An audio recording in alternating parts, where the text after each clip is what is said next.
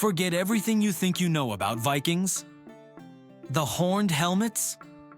A myth. The idea they were just mindless brutes? A lie.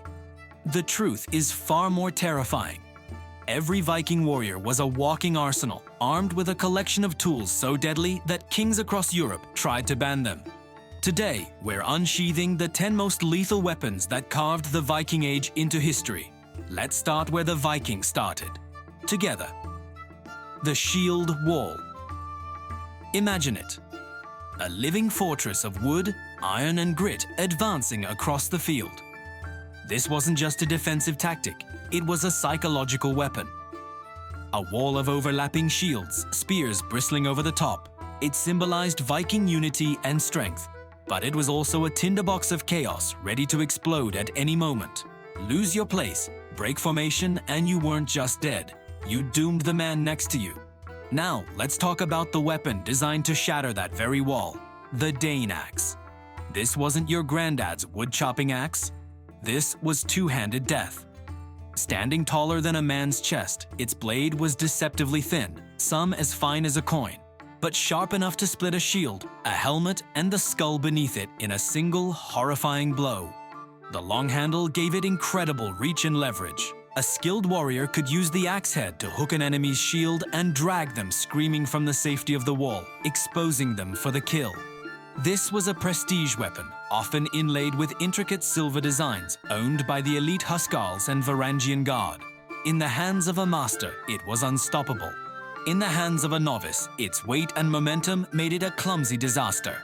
But for the true elite, the ultimate status symbol wasn't an axe. It was steel, the Viking sword. Let's be clear, most Vikings never even touched one. These weapons were astronomically expensive, the supercars of their day, perfectly balanced, surprisingly light, and lethally precise. And among these rare treasures, one name stands out, whispered in awe, Ulfberht Spafaetsit. This inscription, found on about 170 blades, marks a sword of almost mythical quality. Made from crucible steel, imported from the Middle East, its purity and strength were centuries ahead of its time. European smiths couldn't replicate it, so fakes were common.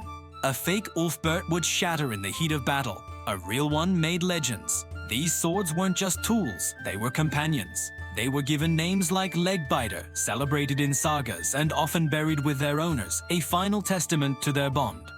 While swords were for the rich, the true king of the Viking battlefield was far more humble. The spear. This was the weapon every single man carried. It was cheap to make, easy to use, and absolutely terrifying when used in ranks. Spears could be thrown in a deadly storm to soften up enemy lines before the clash, or used for stabbing and thrusting in the brutal crush of combat. Some had leather thongs attached, allowing a warrior to reel their spear back after a throw. The sagas themselves called the spear the king of weapons for a simple reason. It was almost always the first weapon to fly and the first to draw blood.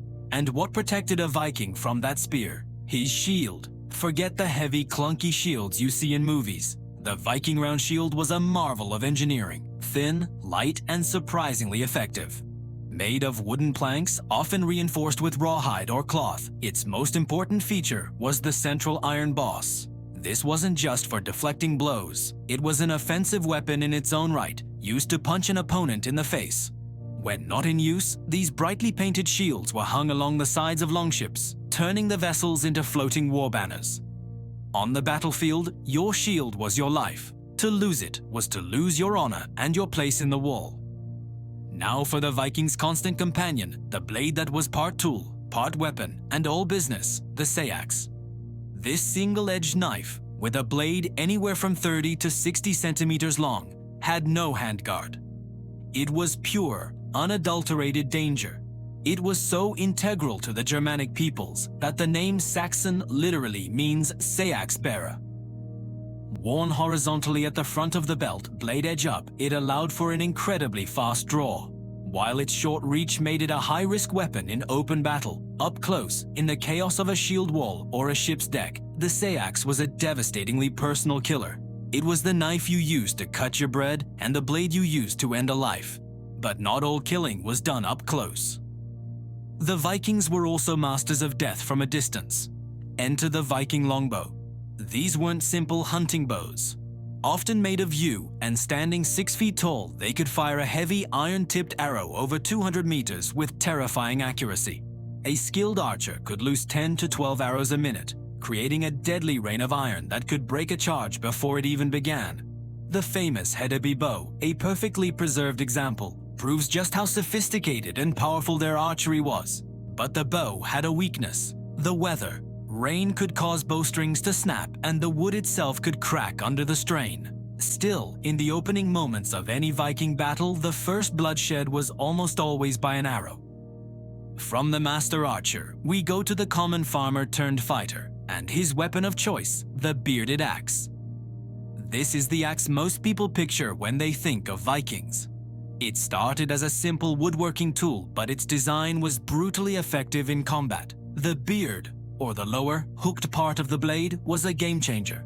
It could be used to hook an enemy shield and pull it down, or even to catch a spear shaft and disarm an opponent. It was lighter, faster, and cheaper to produce than a Dane axe, making it the perfect weapon for the average raider. But don't let its humble origins fool you. Many were beautifully inlaid with silver and copper wire. It was proof that in the Viking world, beauty and brutality could exist in the same deadly object. Of course, not every Viking could afford a finely crafted sword or axe. In the frenzy of battle, what did the desperate warrior fight with? Anything they could get their hands on. We're talking clubs, slings, and the weapons of pure desperation. A simple wooden club could crush bone and disable a fully armored opponent. A sling in skilled hands could hurl a stone at over 100 kilometers per hour with lethal force. Farmers might grab their flails, sailors their oars. This was survival. It proved that in the brutal calculus of a Viking raid, brute force was just as valuable as fine steel. This resourcefulness extended to the sea. A Viking longship wasn't just a transport, it was a floating weapons platform. Sea battles were chaotic, part duel, part disaster. Staff slings, which were essentially a sling on a long pole, could hurl massive stones over 150 meters to cripple enemy ships or crews.